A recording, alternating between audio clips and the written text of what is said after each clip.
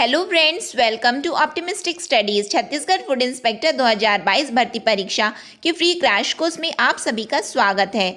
आज का हमारा टॉपिक रहने वाला है, जैसा कि थंबनेल से आपको समझ में आ गया होगा कि एक ही क्लास में हम कंप्लीट रिवीजन करने वाले हैं एमसीक्यू के थ्रू एसेंशियल कमोडिटीज एक्ट 1955 का आवश्यक वस्तु अधिनियम 1955। ये आपने यदि सभी वीडियो लेक्चर्स देखे हैं तो ये आपका ये फाइनल राउंड ऑफ रिवीजन हो रहा है। और लेकिन कुछ ऐसे लोग हैं जिन्होंने एक भी वीडियो लेक्चर्स नहीं देखा है, तो नो प्रॉब्लम, एक ही क्लास में आपका पूरा आपको समझ में आ जाएगा कि ये एक्ट बोलता क्या है। एमसीक्यू के थ्रू आपका पूरा कवर हो जाएगा। तो नो प्रॉब्लम यदि आपने कोई भी वीडियो लेक्चर्स को फॉलो नहीं किया है। यदि आप चैनल पे न्यू हैं तो चैनल को सब्सक्राइब कर लीजिए और बेल नोटिफिकेशन को ऑन रखिए, जिससे हम जो भी वीडियो डालें तो आप तक पहुंचती रहे। आज का सेशन स्टार्ट करने से पहले हम आपके सीजीपीएससी जो कल हुआ उसके बारे में कुछ बातें कर लेते हैं। यदि किसी को प्रॉब्लम है और स्किप करना चाहते हैं, वो 2-3 मिनट के लिए वीडियो को स्किप कर सकते हैं, आगे बढ़ा सकते हैं, क्योंकि 2-3 मिनट के बाद हम ये सेशन को कंटिन्यू करेंगे। लेकिन उससे पहले हम सीजीपीएससी के बारे में कुछ आवश्यक बातें कर लेते हैं। तो बहुत सारे बच्चे हैं ऐसे जिनके मन में बहुत सारे मिक्स फीलिंग्स चल रही, इमोशंस हैं। दुख भी लग रहा है कि पेपर हार्ड था, डेफिनेटली पेपर हार्ड था, बट आप लोग ये बात को मन में एकदम गांठ बांध लो कि आपका जो सिलेबस है वो कहीं पे भी मेंशन नहीं किया है कि आपको पर्टिकुलरली इसी बुक से पूछा जाएगा या इसी कोचिंग मटेरियल जो भी प्रोवाइड करवाते हैं उनसे पूछा जाएगा। ऐसा कहीं पे है क्या? तो बिल्कुल नहीं है। पीएससी कहीं पे नहीं बताया कि हम केवल इसी बुक से पूछने वाले हैं। तो आपको कारण देना है पीएससी को कि पीएससी आपको सिलेक्ट क्यों करेगी। आपको यूनिक बनना है। Unique in what sense? Unique as per your hard work, यानी कि आपको अपना एफर्ट डालना है। हार्ड वर्क तो आप बिल्कुल किए हो, आप बिल्कुल बोलोगे हमने दिन रात पढ़ा है, हमने ये पूरी बुक को पूरा पढ़ डाला, लेकिन यूनिकनेस कहाँ पे आई? आपकी यूनिकनेस तो आई ही नहीं ना। आप भी तो वही पढ़े जो लाखों लोग पढ़े। आपसे फॉर एग्जाम्पल यदि राधाबाई के बारे में पूछा गया था तो मैंने आपको सेशन में बताया था, उसमें आपकी यूनिकनेस कहाँ पे आती यदि आप उनके बारे में और सर्च करते। और हमने जो भी सेशन देखा था आपके एग्ज़ाम से पिछले एक हफ्तों में, तो मैंने आपको जो भी वीडियो लेक्चर्स प्रोवाइड करवाए तो पूरे प्रीवियस ईयर क्वेश्चन से थे, है ना। और मैंने बोला था कि ये पूछा गया सीजीपीएससी के द्वारा। तो आपकी यूनिकनेस आपको पीएससी को कारण देना है कि नहीं, we are eligible in not for bachelor degrees, कि केवल बैचलर डिग्री है इसलिए आप एलिजिबल नहीं हो। आप में वो खासियत है कि आप डिप्टी कलेक्टर बन सकते हो, आप डीएसपी बन सकते हो, आप तहसीलदार बन सकते हो। आपको वो कारण देना है पीएससी को। आपको केवल ये सोच कर कि दोष मत दो पीएससी को कि उसने हार्ड पेपर लिया या पैटर्न चेंज किया, तो कहीं पे भी डिफाइन नहीं कि हम पर्टिकुलरली यही पैटर्न देंगे या पर्टिकुलरली यही आने वाला है एग्जाम में। कहीं पे भी ये डिफाइन नहीं। आपको सिलेबस दे दिए, आपको जहाँ से पढ़ना है आप पढ़ सकते हो। अगेन एक बात याद रखो, आपको रुकना नहीं है। पेपर कितना भी हार्ड आया है, पेपर कैसा भी गया है, आपको अब ये बिल्कुल स्टॉप कर दो किसी भी वीडियो को फॉलो करना कि आंसर की क्या है। जितना आप देखोगे उतना ही आपको दुख लगेगा और आपको लगेगा कि पेपर ऐसा होता, मैं ये पढ़ लेता या ये पढ़ लेती, ऐसा बनाता ऐसा बनाती। बिल्कुल ये करना बंद कर दो। आज में प्रेजेंट में जियो। आज प्रेजेंट आपको क्या डिमांड कर रहा है? आपको सीजी फूड इंस्पेक्टर का आपका पेपर है, उसके लिए आपको पढ़ना है। पीएससी हो गया, अब उसके लिए आपको फिर से प्रिपेयर करना है, छोड़ना नहीं है उसको। याद रखो, जो नदियां रुक गई वो कभी समुद्र को नहीं पा पाई, वो कहीं खो गई, वो तालाब बन के ही बस रह गई। लेकिन जो नदियां सतत बहती रहीं वही आज सरोवर ना बन करके वो समुद्र में जा मिली है। तो आपको समुद्र को पाना है, आपको अपने लक्ष्य को पाना है, और उसके लिए आपको रुकना नहीं है, सतत प्रयास करते रहना है। आपको बस चलते रहना है और अपनी मेहनत करते रहना है। याद रखना इस बात को। और हम आपके साथ में खड़े हैं, हम आपकी पूरी तैयारी कराएंगे चाहे जो भी पेपर आए। लेकिन एक बात याद रखो, पीएससी तो साथ में हम पढ़ेंगे, लेकिन व्यापम जो भी एग्ज़ाम निकालेगा उसको हम ज़रूर भरेंगे और पास हो के हमको जॉब लेना है। हमको इस साल एनी हाउ एकदम दृढ़ संकल्पित हो जाओ कि किसी भी हाल में आपको अपना सिलेक्शन चाहिए, बस और कुछ नहीं। ठीक है, चलिए आज का सेशन स्टार्ट करते हैं। फर्स्ट क्वेश्चन है आपका, ये जो सेशन होने वाला है इंग्लिश हिंदी दोनों में रहने वाला है, क्योंकि सभी बच्चे हैं चाहे जो भी हो इंग्लिश मीडियम के हों, वो जब मैं हिंदी पढ़ रही हूँ तो आप वीडियो को पॉज कर दीजिए और आप अपने से पढ़िए कि वो पूछ क्या रहा है और उसके बाद आप आंसर दीजिए। सभी क्वेश्चन के लिए हम केवल 10 सेकेंड के लिए रुकेंगे, आप अपना आंसर टिक कर लेना, मतलब कि मैं कंटिन्यू रखूंगी लेकिन आप पॉज करके अपना आंसर देना। ठीक है, चलिए सेशन स्टार्ट करते हैं। तो फर्स्ट क्वेश्चन है आपका, आवश्यक वस्तु अधिनियम 1955 के अनुसार आवश्यक वस्तु से अभिप्रेत है। तो हमने क्या पढ़ा है आवश्यक वस्तु के बारे में? मान के चलो आपने कुछ भी नहीं पढ़ा है, आप एकदम न्यू है। ठीक है, तो आप ये बताओ अधिनियम में परिभाषित वस्तु, क्या आवश्यक वस्तु की कभी भी परिभाषा दी गई क्या? यदि परिभाषा दी जाती तो मास्क सैनिटाइजर को क्यों जोड़ा जाता? ठीक है, तो इसका मतलब कहीं पे भी परिभाषा नहीं है। ठीक है, फिर उसके बाद जीवन हेतु आवश्यक मूलभूत वस्तुएं, यदि मूलभूत वस्तुएं ही आवश्यक वस्तु होती तो कभी भी किसी भी चीज को पेट्रोलियम उर्वरक ये सब को ऐड कर देते, ये क्यों आवश्यक वस्तु बन जाती? तो जीवन की मूलभूत वस्तुएं तो नहीं है। ठीक है, यानी कि पेट्रोलियम, मान के चलो कि जिसके पास गाड़ी नहीं है तो क्या वो मतलब पेट्रोलियम वो कुछ भी नहीं कर सकता क्या? पहले तो नहीं गाड़ी चलती थी ना, तो क्या उसकी जीवन में कुछ वो चेंजेस आते थे क्या? नहीं। तो आपको ये याद रखना है। ठीक है, तो जीवन की मूलभूत वस्तुएं नहीं है। खाद्यान्न दलहन होगा, है ना, खाद्यान्न दलहन तिलहन फूड पल्सेस ऑयल सीड्स ही केवल आवश्यक वस्तु होती तो उर्वरक मास्क सैनिटाइजर क्यों आवश्यक वस्तु घोषित हो गया होता? ये बिल्कुल आप लोग सुने हो ये चीज को, इसलिए मैं बता रही हूँ, है ना, ये न्यूज में आप लोग फॉलो किए हो, तो ये क्यों आवश्यक? तो बिल्कुल नहीं, तो ये भी नहीं होगा। तो आप ये देखो, आपने पढ़ा नहीं कि क्या है आवश्यक वस्तु, लेकिन आप एलिमिनेशन के थ्रू गए और आप अपने आंसर में पहुंच गए। कैसे आंसर में पहुंच गए कि ये नहीं है, ये नहीं है, ये नहीं है, तो डेफिनेटली ये होगा as per specified in schedule, यानी कि अनुसूची में विनिर्दिष्ट वस्तु। जानते नहीं हो लेकिन आंसर में पहुंच गए। ठीक है, इस तरह से एलिमिनेशन के थ्रू आप अपने आंसर में पहुंच सकते हो। नेक्स्ट क्वेश्चन है आपका, आवश्यक वस्तु की अनुसूची में परिवर्तन की अधिसूचना के पश्चात इसे राज्यसभा के समक्ष रखा जाता है, लोकसभा के समक्ष रखा जाता है, या लोकसभा एवं राज्यसभा दोनों के समक्ष रखा जाता है, या इनमें से किसी एक के समक्ष, यानी कि अथवा लिखा है और लिखा है, ध्यान देना है आपको। ठीक है, तो क्या पढ़े हो आप लोग? हम ये हमेशा पढ़े हैं कि कभी भी अधिसूचना जारी की जाती है, फिर उसको संसद, जब केंद्र सरकार अधिसूचना जारी करती है उसको फिर उसके बाद कहाँ रखती है? संसद के समक्ष रखती है। तो संसद, आपने पॉलिटी में पढ़ा होगा, संसद क्या चीज से मिलकर के बना है? संसद का मतलब होता है लोकसभा और राज्यसभा। पढ़े हो, लोकसभा और राज्यसभा। यहाँ पे आप साथ में ये भी पढ़े होंगे कि संसद की डेफिनेशन में, यानी कि पार्लियामेंट में राष्ट्रपति, लोकसभा और राज्यसभा तीनों आते हैं, लेकिन आपको ये याद रखना है कि राष्ट्रपति किसी भी सेशन में सम्मिलित नहीं होते हैं।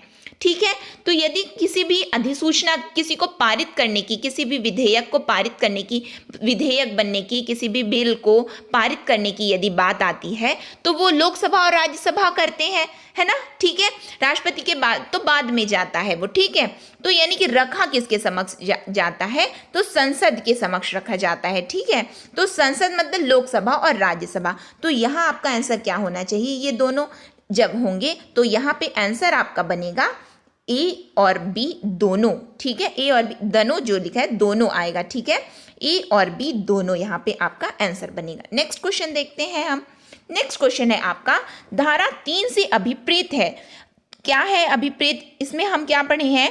तो आवश्यक वस्तुओं के उत्पादन, प्रदाय, वितरण आदि का नियंत्रण करने की शक्तियां, राज्य सरकार पर कर्तव्यों का अधिरोपण आदि, आवश्यक वस्तुओं का अधिहरण या अपील। तो क्या पढ़े हैं हम? आवश्यक वस्तु अधिनियम 1955 के तहत के अंतर्गत धारा 3 क्या कहता है। तो धारा 3 मैंने जब आपको पढ़ाया था तो मैंने बताया था जो धारा 3 होने वाला है ये बहुत इंपॉर्टेंट होने वाला है, क्योंकि यही पूरे अधिनियम का पूरा ढांचा ये गढ़ रहा है। ठीक है, धारा 3 वो इंपॉर्टेंट होने वाला है। तो वो क्या बोलता है, वो बोलता है आवश्यक वस्तुओं के उत्पादन, प्रदाय, वितरण आदि का नियंत्रण करने की शक्तियां। ठीक है, जैसा कि संविधान में क्या होता है कि बेसिक प्रिंसिपल को कोई हानि नहीं पहुंचे, बाकी आप चाहे कहीं पे भी अमेंडमेंट करना चाहते हो तो कर सकते हो, ये पढ़े हो।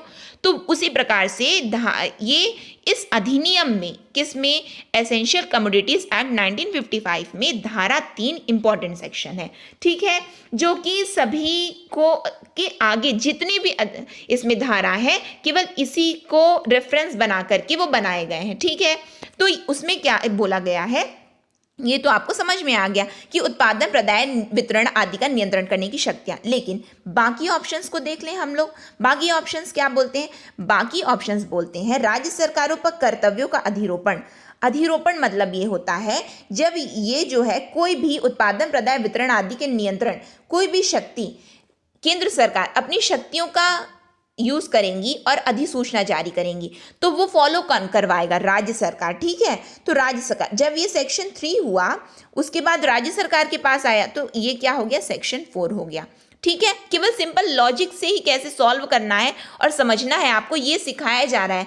ये केवल रिवीजन नहीं है, आपको वहाँ पे यूज कैसे करना है ये बताया जा रहा है आपको। ठीक है, तो सेक्शन 4 कोई भी कुछ भी अधिसूचना जारी किया है राज्य केंद्र सरकार तो वो कौन फॉलो करवाता है, राज्य सरकार। तो राज्य सरकार के पास में उसके कर्तव्य आ गए। ठीक है, तो ये सेक्शन 4 आया।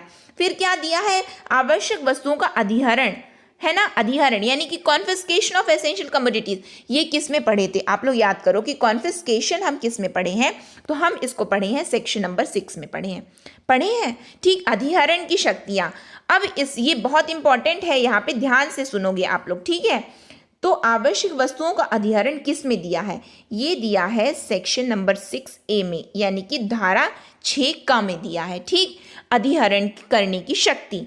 फिर उसके बाद में क्या है, अपील। अपील किस में दिया है, ये दिया हुआ है आपका सेक्शन 6C में, यानी कि धारा 6 में। कितना, 6 में दिया हुआ है अपील करने की शक्ति। ठीक है, यहां से समझ में आए, ये हो गया, ये सभी हो गया। ठीक, नेक्स्ट क्वेश्चन देखते हैं हम लोग। नेक्स्ट क्वेश्चन है आपका, यदि धारा 3 के उल्लंघन की स्थिति बनती है तो आवश्यक वस्तुओं के अधिहरण हेतु सक्षम अधिकारी हैं, यानी कि eligible authority for confiscation of essential commodities in pursuance of an order made under section 3।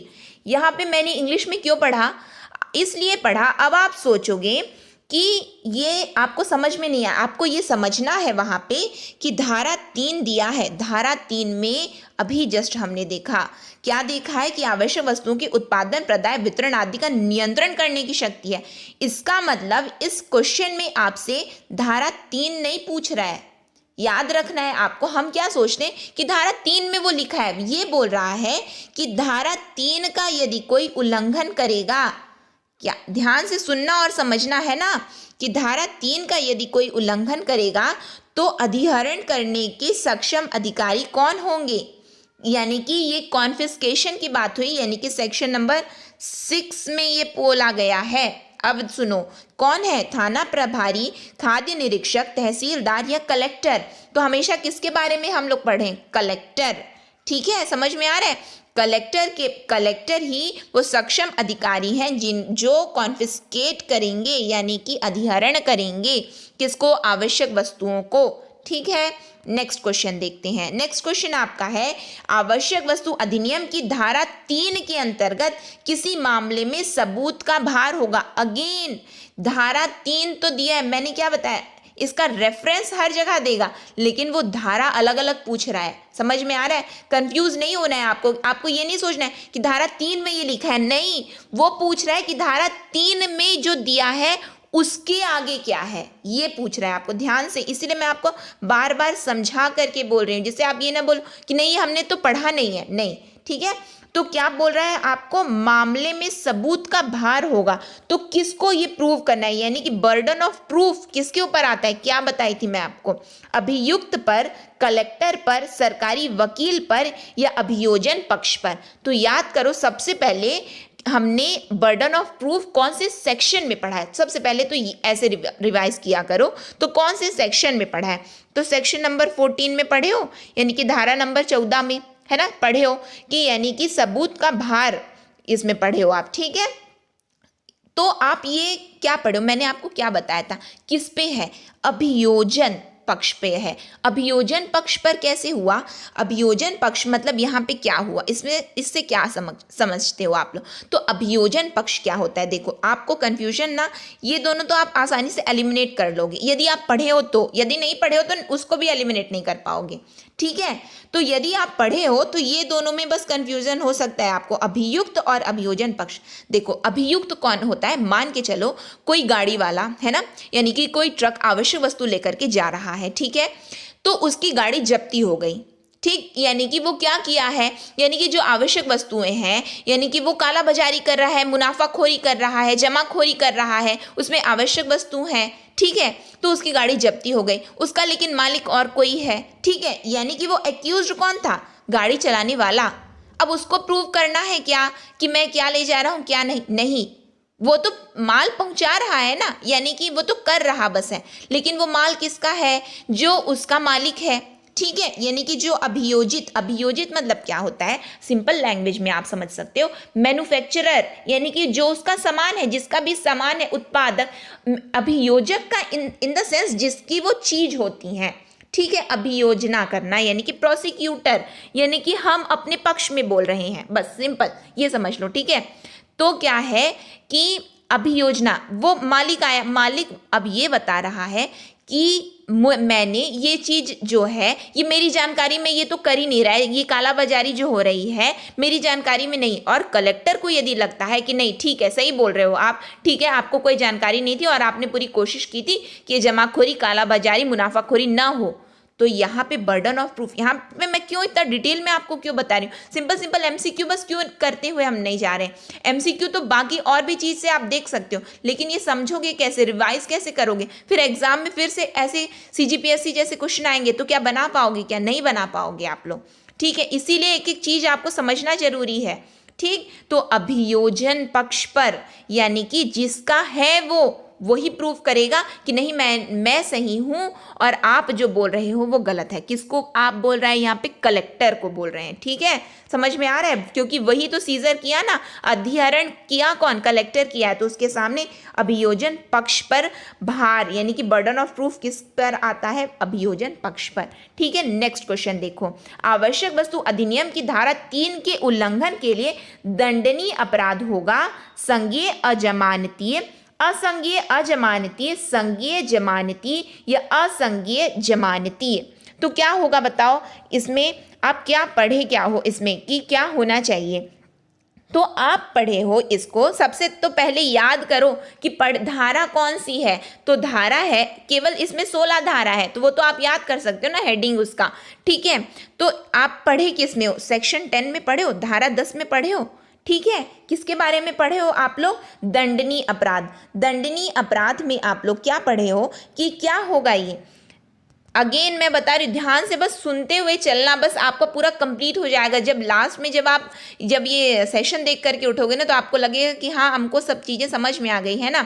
तो सेक्शन 10 में आप क्या पढ़े हो, सेक्शन 10 में पढ़े हो कि जो कुछ भी होता है वो संज्ञेय और जमानतीय होता है, पढ़ोगे तो समझ में आएगा, ठीक है, संज्ञेय और जमानती। अब ये समझ जाओ कि संज्ञेय और जमानती कैसे बोल दिए, इसको कैसे समझ में आया कि ये संज्ञेय और जमानती। अब आप पढ़े हो सेक्शन 7 पेनाल्टीज, शास्तियाँ पढ़े हो, पढ़ाई हो ना शास्तियाँ, तो उसमें आप लोग पढ़े हो पेनाल्टीज में क्या पढ़े हो कि क्या होता है कि वो क्या करते हैं कि बेलेबल वारंट। पहली बात तो ये समझो संज्ञेय और असंज्ञेय क्या होता है, बिना वारंट के गिरफ्तार करना वो संज्ञेय होता है, और असंज्ञेय होता है कि बिना वारंट के गिरफ्तार नहीं कर सकते, ठीक है, बस इतना ही है। तो हमने क्या पढ़ा है कि आवश्यक वस्तुओं का जो भी कालाबाजारी, मुनाफाखोरी, जमाखोरी कर रहा है तो वो तो सबसे पहले संज्ञेय है, कॉग्निजेबल ऑफेंस है, यानी कि उसके लिए कोई भी वारंट की आवश्यकता नहीं होती है। फिर उसके बाद लेकिन पढ़े हो, लेकिन उसको तो बेलेबल वारंट भी दे दिया जाता है, बताई हूँ ना कि उसको तो बेल भी मिल जाती है, फाइन कुछ लगता है, फिर छूट भी जाता है, तो यानी कि जमानती भी है। तो आंसर क्या हुआ, समझ में आ रहा है कैसे दिमाग कैसे लगाना है। मान लो नहीं भी जानते हो और केवल सिंपली न्यूज़पेपर या टेलीविजन में बस फॉलो किए हो तो भी समझ सकते हो कि फाइन लगने के बाद वो तो छूट जाता है, लेकिन जो जमाखोरी किया है उसको अरेस्ट भी तो कर लिए। क्या कोई वारंट लेकर के गए थे क्या? जब कोरोना चल रहा था तो मेडिकल वाले कितना ज़्यादा जमाखोरी कर रहे थे, पर्टिकुलरली किसी का नाम नहीं है, लेकिन ऐसा आप लोग बिल्कुल सुने हो, है ना। तो यहाँ से आप सोच सकते हो ना कि कॉग्निजेबल है और बेलेबल है, संज्ञेय है, और लेकिन साथ में वो जमानती भी है। ठीक है, समझ में आ रहा है।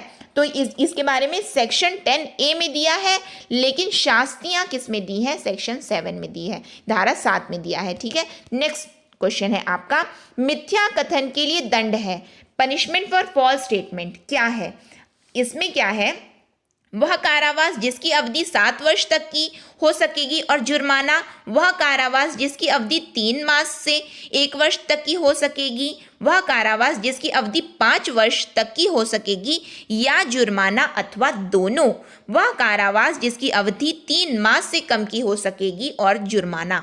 यहाँ एक एक ऑप्शन इंपॉर्टेंट है और उसको हम लोग एक एक करके देखेंगे, लेकिन इससे पहले आप लोग आंसर अपना टिक कर लो कि मिथ्या कथन के लिए दंड क्या है। तो मिथ्या कथन के लिए दंड है यहाँ पे, यहाँ सही आंसर है आपका थर्ड ऑप्शन। ठीक है, वह कारावास जिसकी अवधि 5 वर्ष तक की हो सकेगी, या जुर्माना अथवा दोनों। किसके लिए है ये, मिथ्या कथन के लिए, फॉल्स स्टेटमेंट बोल रहे हैं, झूठ बोल रहे हैं, यानी कि कलेक्टर को पता चल गया कि झूठ बोल रहे हैं ये, है ना, तो उसके लिए 5 वर्ष तक की हो सकेगी जो भी कारावास है, और जुर्माना या फिर दोनों होगा। ठीक है, लेकिन और ऑप्शंस को देख लें कि क्या बोलता है। अभी मैंने आपको क्या बताया कि सेक्शन नंबर 7 यानी कि धारा 7, धारा 7 क्या बोलती है, शास्तियाँ, और धारा 7 के अंतर्गत शास्तियाँ किस प्रकार से हैं, ध्यान से सुनना और समझना। ठीक है, सबसे पहले शास्ति में बोला गया है कि कोई भी व्यक्ति, है ना, यदि पकड़ाया जाए, कालाबाजारी, जमाखोरी या मुनाफाखोरी करते, आवश्यक वस्तुओं की कालाबाजारी, मुनाफाखोरी या जमाखोरी करते हुए पकड़ाया जाता है तो उसे 3 माह से 1 वर्ष तक की सजा का प्रावधान है। कितना, 3 मास से 1 वर्ष तक की सजा, यानी कि यहाँ पे किसकी बात हो रही है, ऑप्शन नंबर फर्स्ट, है ना। ये किस में दिया हुआ है, सेक्शन नंबर 7 में, धारा 7 में शास्तियों के अंतर्गत दिया है, ध्यान से सुनो। ठीक है, 3 मास से 1 वर्ष तक की सजा हो सकेगी। ठीक, साथ में फाइन भी लगाया जाएगा, यानी कि जुर्माना भी रहेगा, इसमें साथ में है। ठीक है, फिर उसके बाद क्या है, दूसरा नंबर क्या बोलता है कि ये जो है, ये सजा जो होती है उसको क्या करेंगे, 3 मंथ, यदि वो संगीन अपराध के तहत पकड़ाता है, संगीन अपराध के तहत पकड़ाता है तो क्या होगा, उसको 7 वर्ष तक की अवधि, यानी कि 3 मास से 3 month, not less than 3 months, यानी कि 3 मास से कम की नहीं, नॉट लेस देन, याद रखो, नॉट लेस देन 3 मंथ से लेकर के 7 वर्ष तक के कारावास। ठीक है, साथ में जुर्माना भी है। कब, यानी कि संगीन अपराध में पकड़ाया है, आवश्यक वस्तुओं की कालाबाजारी, जमाखोरी और मुनाफाखोरी में पकड़ाया है, संगीन अपराध में पकड़ाया है, तो 3 month, not less than 3 months, यानी कि 3 मंथ से 3 मास से कम का नहीं, से लेकर के 7 वर्षों तक, यानी कि अधिकतम 7 वर्ष और कम से कम 3 से ज़्यादा होना चाहिए, 3 से कम का नहीं, 3 से ज़्यादा होना चाहिए, 3 मास से ज़्यादा, और 7 वर्ष तक की सजा का प्रावधान है। ठीक है, कब, जमाखोरी, कालाबाजारी और मुनाफाखोरी।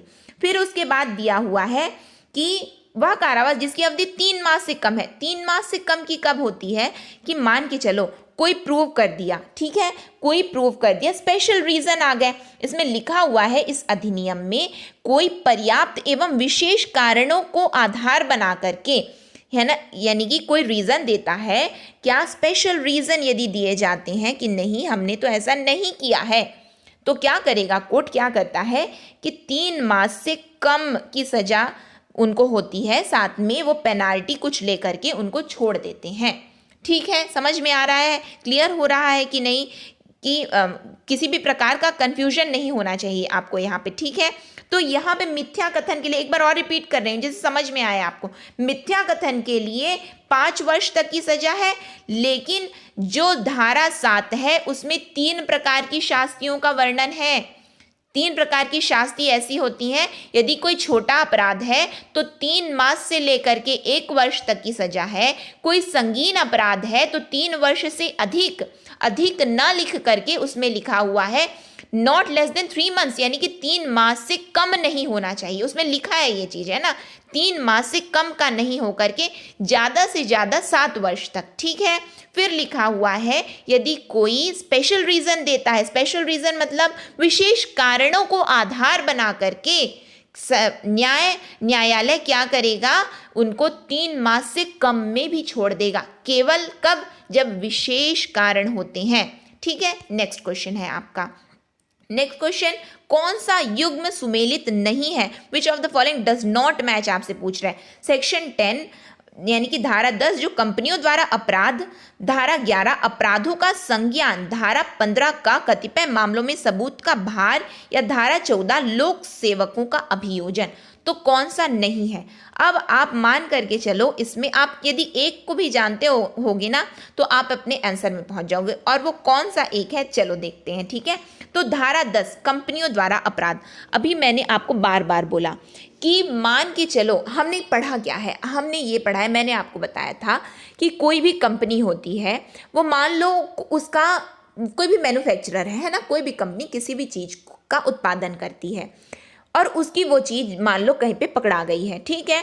तो वो क्या करती है, यदि कंपनी ये प्रूव कर देती है कि मैंने तो पूरी कोशिश की थी कि ये गलत काम ये लोग ना करें, ठीक है, और मेरे को इसके बारे में कोई जानकारी ही नहीं है कि ये ऐसा कर रहे हैं, तो क्या करेंगे, वो पूरा मामला वहीं पे ख़त्म हो जाएगा, ठीक है। कौन, तो ये कहाँ पे आया, कंपनियों द्वारा अपराध धारा 10 में दिया है। किस में दिया है, कंपनियों द्वारा अपराध धारा 10 में दिया है, और वहाँ पे लिखा हुआ है कंपनियों को ये प्रूव करना है कि वो अपराध उनकी जानकारी में नहीं हुए हैं, ठीक है। और यदि वो ये प्रूव नहीं कर पाती तो बिल्कुल जो उत्पादक है वही सभी मामलों में वही गुनहगार माना जाएगा, ठीक है।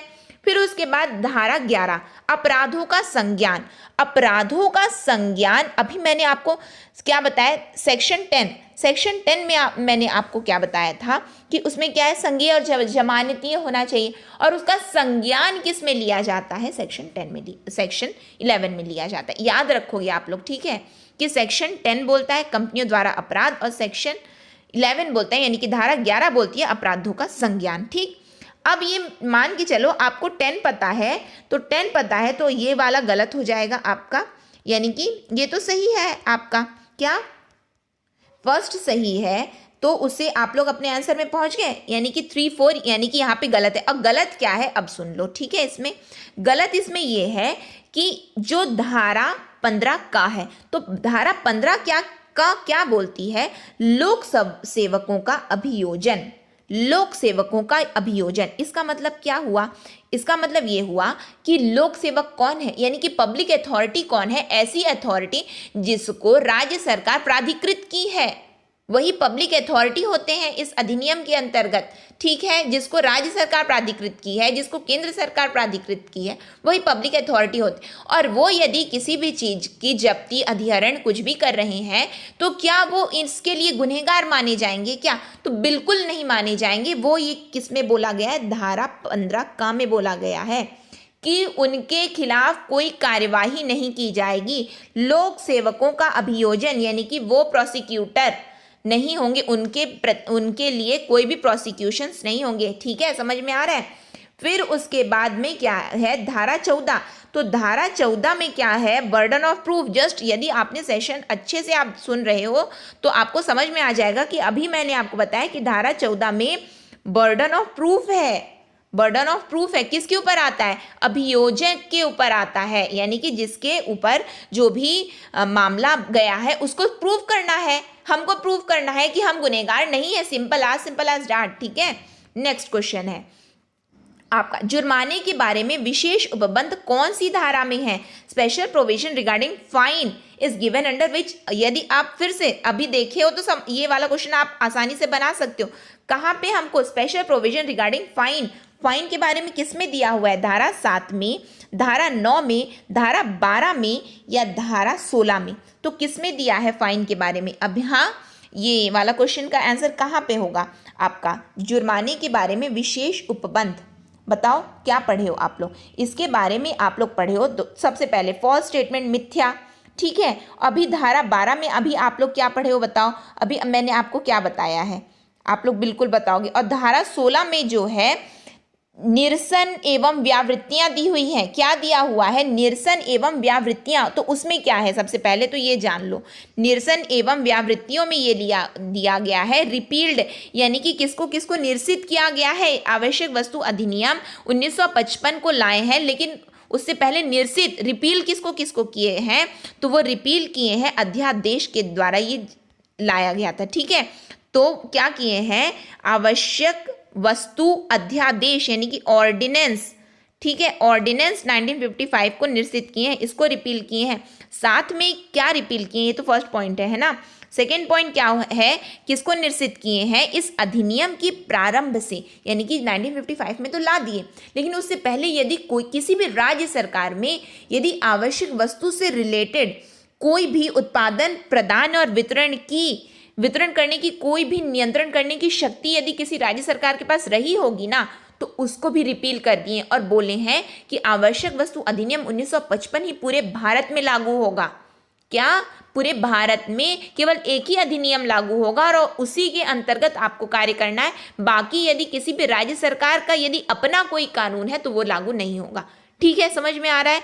तो ये दो चीज को निरसित किया गया था और इसके बारे में बताया किस में गया है? तो इसके बारे में बताया गया है धारा 16 में। ठीक है, समझ में आ रहा है? धारा 16 में बताए हैं निरसन एवं व्यावृत्तियां, और धारा 9 में क्या बताए हैं?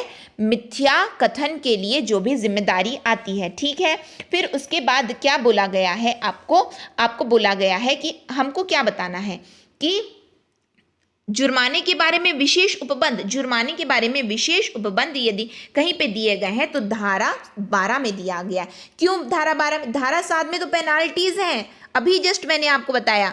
ठीक है, समझ में आ रहा है? इसीलिए आपको एक एक चीज को क्लियर करते हुए हम चल रहे हैं कि किस तरह से आप पहुंच सकते हो। मान लो धारा 7 को जान गए, शास्तियां हैं, धारा 9 में मिथ्या कथन है, धारा 12 को नहीं भी जानते हो उसमें जुर्माने का प्रावधान है कि नहीं, और जिसको जानते हो केवल उतना तो पहले एलिमिनेट कर लो, आप अपने आप आंसर में पहुंच जाओगे। ठीक है, तो क्या है? धारा 12। इसीलिए मैंने आपको धारा 12 के बारे में नहीं बताया, बाकी 3 के बारे में बताया। ठीक है, नेक्स्ट देखते हैं हम। नेक्स्ट में क्या है? Who is empowered to pass a sentence on fine exceeding 5,000 rupees as per section 12? यानी कि धारा 12 के अंतर्गत 5,000 रुपए का दंडादेश कौन पारित करता है? यहां से एक बात आपको पता चली कि धारा 12 में देखो क्या पढ़े हो? जुर्माने के बारे में विशेष उपबंध, और वो विशेष उपबंध कितना है? धारा 12 में 5,000 का दंडादेश। समझ में आया? दो चीज यहां पे क्लियर हुई, 5,000 का दंडादेश। लेकिन अब ये दंडादेश पारित कौन करता है ये आप बताओगे कि महानगर मजिस्ट्रेट या किसी प्रथम वर्ग का न्यायिक मजिस्ट्रेट जिसे राज्य सरकार द्वारा विशेष रूप से सशक्त किया गया हो। ठीक है, जिसे यहाँ पे डिफरेंस कहाँ पे उसको मैं अंडरलाइन कर देती हूँ। ठीक है, राज्य सरकार द्वारा, केंद्र सरकार द्वारा, सर्वोच्च न्यायालय द्वारा या उच्च न्यायालय द्वारा। ध्यान देकर के पढ़ो, अब पढ़ो अपने से। पढ़ लिए? अब सुनो, तो क्या होगा आंसर आपका? 5,000 का दंडादेश कौन देता है? तो 5,000 का यहाँ पे आंसर आपका होगा महानगर मजिस्ट्रेट या किसी प्रथम वर्ग का न्यायिक मजिस्ट्रेट जिसे राज्य सरकार द्वारा विशेष रूप से सशक्त किया जाए। याद रखना, इसको आ सकता है ना, जिसे राज्य सरकार द्वारा विशेष रूप से सशक्त किया जाता है। केंद्र सरकार नहीं होगा, सर्वोच्च न्यायालय भी नहीं होगा और उच्च न्यायालय भी नहीं होगा। कौन निर्देश? मैंने क्या बताया? प्राधिकृत अधिकारी कौन होता है? प्राधिकृत अधिकारी वही होता है जिसको राज्य सरकार प्राधिकृत करती है। ठीक है। साथ में जो ये जुर्माने का विशेष जो बोले हैं कि दंडादेश जारी करना है, तो ये बोले हैं जिसको भी राज्य सरकार जो है ये अधिकार दे, यानी कि उसको सशक्त बनाए, एम्पावर्ड करे, तो अब वो कौन होना चाहिए ये भी आपको याद रखना है कि महानगर मजिस्ट्रेट होना चाहिए या प्रथम वर्ग का न्यायिक मजिस्ट्रेट होना चाहिए। समझ में आया? यानी कि मेट्रोपॉलिटन मजिस्ट्रेट या फिर फर्स्ट क्लास का जुडिशियल मजिस्ट्रेट ही ये सब कर सकता है। 5,000 तक का फाइन। और इससे पहले फाइन के बारे में कहीं पढ़े हो क्या कि कितने की फाइन लगेगी? नहीं पढ़े हो इसको, ठीक है। नेक्स्ट देखते हैं हम। नेक्स्ट में क्या है आपका, साथ में एक चीज और आपको यहाँ पे बताना है कि ये जो फाइन है 5,000 का, लेकिन यदि आप मान करके चलो कि यदि कोई जिसके ऊपर भी है ना यानी कि जो भी सिद्ध दोष व्यक्ति है, जिस यानी कि प्रूव हो चुका है कि यही गुनहगार है वो व्यक्ति, ठीक है, और वो कोई अपील नहीं होगी, और वो कब अपील नहीं कर सकता। ये 5,000 तक का तो चलो प्रावधान ठीक है, लेकिन साथ में सेक्शन नंबर 12 यानी कि धारा 12 में ये भी बोला गया है कि वो अपील नहीं हो सकेगी यदि ऐसा होता है कि यदि जो सजा है वो 1 महीने से कम की हो। 1 महीने से कम की यदि सजा है और फाइन यदि 2,000 तक का बस है, तो वो व्यक्ति अपील नहीं कर सकता। ठीक है, समझ में आ रहा है? फिर से बोल देती हूँ कि धारा 12 में यह भी लिखा है कि सिद्ध दोष व्यक्ति द्वारा कोई अपील नहीं हो सकेगी जिसमें मजिस्ट्रेट 1 मंथ से यानी कि 1 माह से कम का कारावास और 2,000 से कम का जुर्माना का दंडादेश देते हैं। इसका मतलब क्या हुआ, यदि जो मजिस्ट्रेट है वो यदि मान के चलो वो क्या किए हैं, 1 महीने से कम की सजा दिए हैं और 2,000 का जुर्माना लगाए हैं, तो अब उसके खिलाफ ये लोग नहीं जाएंगे कि नहीं आज ही छोड़ दो, आपको अपना वो 1 महीने की सजा को काटना पड़ेगा, साथ में 2,000 का जुर्माना देना पड़ेगा। ये समझ जाओ बस। ये किस में लिखा है? धारा 12 में लिखा है। आएगा तो आपको टिक करने में ये हेल्प करेगा। ठीक है, एक एक चीज को आपको ध्यान से सुनना है। आज का सेशन यही है कि आपको ध्यान से केवल सुनते जाना है। ठीक है, नेक्स्ट क्वेश्चन है आपका, आवश्यक वस्तु अधिनियम 1955 कब अधिसूचित हुआ? तो ये इनैक्ट कब हुआ था? 1 मार्च 1955, 1 अप्रैल 1955 या 1 अक्टूबर 1955 या 1 दिसंबर 1955। तो कब अधिसूचित हुआ है ये? 1 अप्रैल 1955 को। ठीक है, नेक्स्ट क्वेश्चन है आपका, आवश्यक वस्तु अधिनियम 1955 की अधिसूचना भारत गणराज्य की किस वर्ष में हुई? तो किस वर्ष में हुई थी? आप लोग गिन लो और गिन के आंसर टिक करो अपना अपना। ठीक है, कर लिए टिक? तो क्या आया आपका आंसर? तो कौन से वर्ष में हुई थी? 6th ईयर, भारत गणराज्य की 6ठे वर्ष में हुई है। ठीक है, समझ में आया? तो आज का सेशन इतना ही रखते हैं। और यदि आपको और भी एमसीक्यू प्रैक्टिस करनी, देखिए अब आपका आवश्यक वस्तु अधिनियम 1955 पूरा हो चुका है, जिसमें मैंने एक एक धारा को आपको बताया। अब सेक्शन 1 और 2 तो नहीं बताई हूँ। सेक्शन 1 को क्यों नहीं बताएं? उसमें हमने क्या पढ़ा है? उसमें विस्तृत नाम हमने हमेशा क्या पढ़ा है कि उसका पूरा संपूर्ण नाम क्या है, वो कहाँ पे फैला है, केवल इतना ही होता है ना उसका विस्तार नाम, तो इसलिए उसको मैंने नहीं बताया। सेक्शन 2 में मैंने रेफरेंस देकर के बताया। रेफरेंस देकर के क्या बताया था आपको कि एसेंशियल कमोडिटीज की परिभाषा कहीं नहीं दी गई है। अधिसूचना में जो भी अनुसूची में वर्णित है वही आवश्यक वस्तु होंगे, बस इतना ही है। ठीक है, तो ये किस में आ गया? धारा 2 में। और धारा 2 में साथ में लिखा है कि संसद के समक्ष रखा जाएगा, ये भी हो गया हमारा धारा 2। धारा 3 में हमने अभी जस्ट आपका क्या देखा है कि कोई भी अधिहरण करने, धारा 3 में देखा आवश्यक वस्तु के नियंत्रण करने की शक्तियां, है ना। फिर उसके बाद धारा 4 में हमने क्या देखा? राज्य सरकार उसको फॉलो करेगी। फिर उसके बाद धारा 5 इंपॉर्टेंट नहीं है, ध्यान देंगे आप लोग। ठीक है, धारा 6 में हमने क्या देखा है? धारा 6 को आप लोग पढ़ेंगे कि हमने उसमें क्या अभी जस्ट देखा है, अधिहरण की शक्तियां, जिसमें धारा क, ग और ख है। ठीक है, क, ख, ग यानी ABC है। ठीक है, ABC में हमने क्या पढ़ा था? बी को मैंने आपको नहीं बताया, तो बी को सुन लो आप लोग। ठीक है, 6B यानी कि सेक्शन नंबर 6B को सुन लो। सेक्शन नंबर B6 में क्या लिखा है? 6B में क्या लिखा है यानी कि धारा 6B में क्या लिखा हुआ है? Show cause notice. Show cause notice क्या होता है? कारण बताओ। कारण बताओ मतलब क्या है?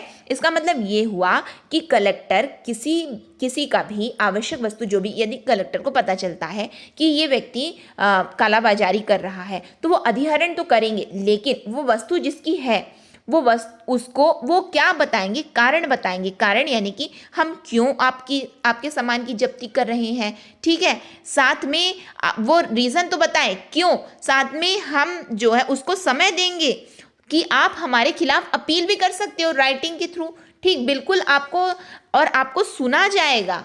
ये 3 चीज किसमें दी हुई है, 6B में, ठीक है। सेक्शन नंबर 6B में दिया है, ध्यान से सुनेंगे आप लोग, ठीक है। ये इस क्या है, कारण बताओ, notice, show cause notice. Show cause notice में सबसे पहले क्या बोला गया है कि उनको कारण बताना है। कारण क्या बताना है कि हम क्यों जब्ती कर रहे हैं, फिर साथ में उसको समय देंगे, जिसका भी सामान वो जब्त कर रहे हैं उसको समय देंगे कि ठीक है आप हमारे खिलाफ में अपील करना चाहते हो तो कर सकते हो और अपनी वस्तु को लेके जा सकते हो। फिर उसके बाद तीसरी पॉइंट इसमें क्या है कि उसको उचित समय देंगे कि बिल्कुल आपको सुना जाएगा, opportunity of making a presentation, यानी कि आपको उसको पूरा अधिकार दिया जाएगा ऑफ बीइंग हर्ड, सुना जाएगा, ठीक है, उस व्यक्ति को जिसकी भी वस्तुओं को वो अधिहरण कर रहे हैं। और धारा 6C में मैंने क्या बताया, अपील। अपील क्या होनी चाहिए, ये भी ध्यान से सुनो। अपील क्या होनी चाहिए कि मान लो आज हमने, कलेक्टर ने किसी की वस्तु को अधिहरण कर लिया, आज जानकारी दी गई है कि आपकी वस्तु जब्ती कर ली गई है, तो जिस दिन से वो वस्तु जब्त की गई है उसके 1 महीने के अंतराल में जो भी उस वस्तु का स्वामी है, स्वामी इसमें बोला गया है, जो भी उस वस्तु का स्वामी है उसको अपील करना है। कब, 1 महीने के अंतराल में अपील करना है, ठीक है, न्यायिक मजिस्ट्रेट के समक्ष। किसके, न्यायिक मजिस्ट्रेट, तो यहाँ पे क्या बोला गया, जुडिशियल मजिस्ट्रेट के समक्ष में क्या करना है, उसको अपील करना है, ठीक है, समझ में आ रहा है, अपील। फिर उसके बाद इसी तरह से हमने 8 देख लिया, 9 देख लिया आपका। 9 में हमने फॉल्स स्टेटमेंट देखा। 10 में हमने क्या देखा कि किसी भी कंपनियों का ऑफेंस बाय कंपनीज, कंपनियों द्वारा अपराध। फिर उसके बाद 11, 12, 13, 14, 15, 16 तक केवल आपके अधीन इसमें धाराएं हैं, जो कि आज के सेशन में आपका पूरा कंप्लीट हो गया। जो भी इंपॉर्टेंट, जो भी एग्जाम पॉइंट ऑफ व्यू से इंपॉर्टेंट है वो हो गया, ठीक है। अब इसमें यदि और भी आपको MCQ चाहिए, आप लोगों को यदि लगता है, यदि ये तो पूरा आपका कंप्लीट हो गया है, लेकिन यदि आपको लगता है आपको और MCQ प्रैक्टिस करनी है तो आप लोग श्योरली हमारी टेस्ट सीरीज को ज्वाइन कर सकते हो, जो कि कल से स्टार्ट हो रही है, 15 से लेकर के 19 तारीख तक रहेंगी, जो इस तरह से रहेंगी, आपके सामने फ्लैश हो रहा है। इसकी अधिक जानकारी के लिए आप लोग हमको व्हाट्सअप भी कर सकते हो और उसमें आपको जानकारी मिल जाएगी कि क्या कैसे रहेगा, और इस तरह से आपका टेस्ट सीरीज और भी MCQ प्रैक्टिस करनी। लेकिन यदि आपको लगता है बस इतने में हो गया, तो मैं डेफिनेटली आपको बताऊंगी कि आपका सिलेबस तो इतने में मैंने रिवाइज करवा दिया है, अब आपको प्रैक्टिस करना है तो आप लोग टेस्ट सीरीज ज्वाइन कर सकते हो, बिल्कुल कर सकते हो, ठीक है। नेक्स्ट, यदि आपको ये सेशन कैसा लगा, यदि अच्छा लगा हो तो प्लीज़ लाइक कीजिए, ज़्यादा से ज़्यादा लोगों तक शेयर कीजिए, जिससे सभी को इसका लाभ मिले। साथ में यदि अब तक आपने चैनल को सब्सक्राइब नहीं किया है तो आप लोग चैनल को सब्सक्राइब कर लीजिए और बेल नोटिफिकेशन ऑन रखिए, जिससे हम जो भी वीडियो डालें तो आप तक पहुंचती रहे। नेक्स्ट सेशन तक के लिए ऑप्टिमिस्टिक लर्निंग। लेकिन उससे पहले मैं आप लोगों से ये पूछना चाहती हूँ, यदि आप लोगों को ऐसा है क्या कि आपको पार्ट 1 का भी कंटिन्यू में MCQ प्रैक्टिस चाहिए, और यदि चाहिए तो आप लोग कमेंट सेक्शन में कमेंट करके बोल सकते हैं, क्योंकि अभी तो हम लोग पूरे अधिनियम को अभी हम लोग टारगेट बनाए हैं कि अधिनियम को हम लोग देख रहे हैं, ठीक है। लेकिन यदि आपको पार्ट 1 में भी MCQ प्रैक्टिस करना है तो उसके लिए भी हम लोग आपके लिए वीडियो प्रोवाइड करवाएंगे, तो आप लोग कमेंट सेक्शन में उसके बारे में बताएंगे कि आपको वो कंटिन्यू में अभी आपको आपके एग्जाम तक वीडियो चाहिए कि नहीं चाहिए, ठीक है। साथ में आप लोग इस सेशन को अच्छा लग रहा है तो आप लोग बिल्कुल लाइक कीजिए और ज़्यादा से ज़्यादा लोगों तक आप शेयर कीजिए इसको, ठीक है। तो नेक्स्ट सेशन तक के लिए ऑप्टिमिस्टिक लर्निंग